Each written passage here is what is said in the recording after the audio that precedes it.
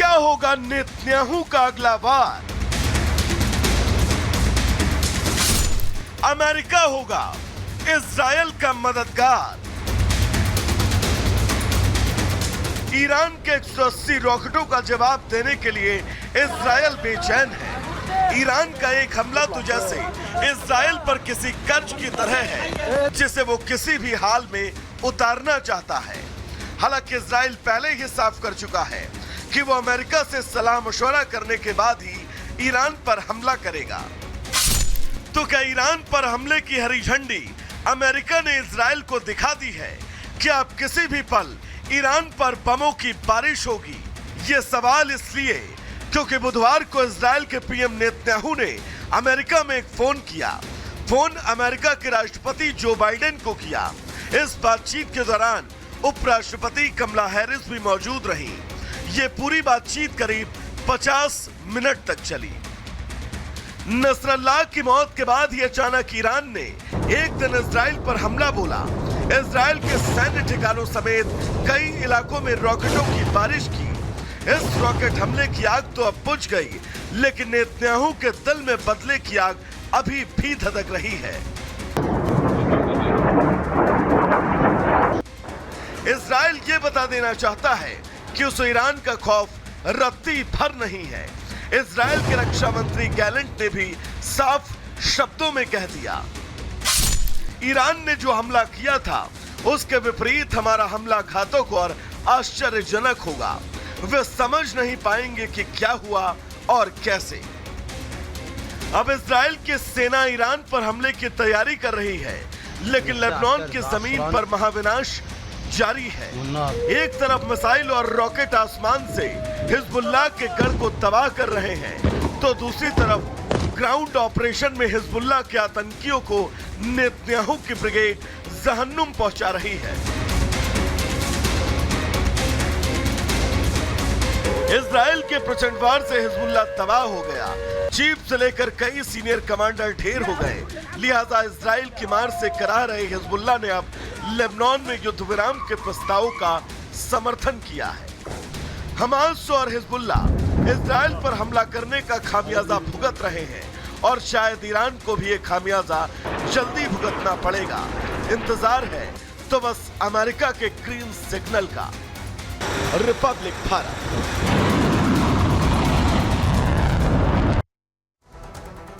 और देखिए अब आपको ग्राफिक्स के जरिए बताएंगे ईरान पर अटैक तय कैसे। बाइडेन और नेतन्याहू ने फोन पर बात की है, लंबी बातचीत हुई है। दोनों नेताओं में 30 मिनट तक लगातार चर्चा हुई है इसी विषय पर कि कैसे ईरान पर हमला करना है, कहां पर नहीं करना है, किन चीजों से अभी बचना है। और आपको बता दें ईरान पर पलटवार की रणनीति पर काफी देर तक चर्चा हुई। बातचीत में सीज फायर का कोई जिक्र नहीं हुआ है। इजरायल ने पलटवार की जानकारी यूएस को दी है। ये हमारे सूत्र हमें बता रहे हैं कि कैसे पलटवार करना है, इसकी जानकारी इजरायल ने यूएस को दे दी है। सूत्रों के हवाले से जानकारी मिल रही है क्योंकि इजरायल यहाँ चुप बैठने वाला नहीं है। जो ईरान ने हमला किया है इजरायल पर, उसका मुंह तोड़ जवाब दिया जा रहा है। और इजरायल ने कहा था कि जो परमाणु ठिकाने हैं उसको निशाना बनाएंगे, इसके अलावा जो तमाम चीजें हैं, जो बिजली विभाग है, इनको निशाना बनाएंगे। लेकिन यहाँ पर जो बाइडेन कहते हैं कि अभी परमाणु ठिकानों पर हमला करने से बचना होगा। अगली खबर आपको अंजलि बताएंगी। तो अब हम आपको बताते हैं कि आखिर इजराइल का इंतकाम, हिजबुल्लाह का काम तमाम। आखिर क्या क्या तस्वीरें वहां से निकलकर सामने आ रही है। इजराइल क्योंकि लगातार हिजबुल्लाह पर अटैक कर रहा है और इजराइल के हमलों से पूरा लेबनान दहला हुआ है।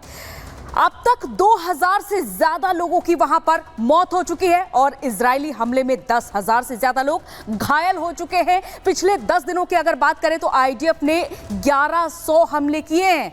इजरायली सेना ने 1100 हमले किए हैं और हिजबुल्लाह ने भी इजराइल पर कई रॉकेट दागे हैं। पूरी कोशिश हिजबुल्लाह की ओर से भी जारी है। रॉकेट हमलों में इजराइल के 2 नागरिकों की मौत भी हो चुकी है और इजराइल के शहरों पर 20 रॉकेट दागने का दावा भी हिजबुल्लाह की ओर से किया जा रहा है। और दूसरी खबर हम आपको यह भी बता रहे हैं लगातार, क्योंकि इजराइल ईरान पर भी अटैक करने की पूरी तैयारी कर चुका है। एक तरफ लेबनान में तो ये देखा ही जा रहा है कि हिजबुल्लाह की कमर तोड़कर रख दी है, लगातार अटैक किया जा रहा है और अब ईरान पर भी अटैक करने की पूरी तैयारी की जा रही है।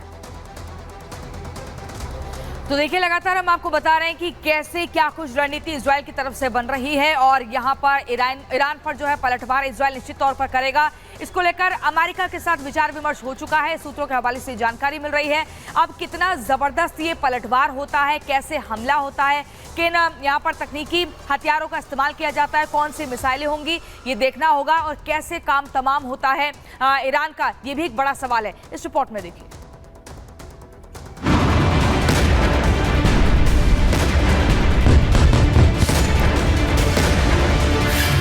घुटनों पर आया हिजबुल्लाह।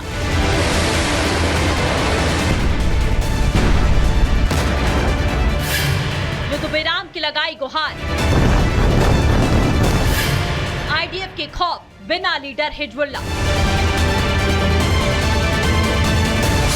युद्ध विराम, युद्ध विराम, युद्ध विराम। इजराइल की मार से बिलबिलाया हिजबुल्लाह, अब चाह रहा है सीज फायर।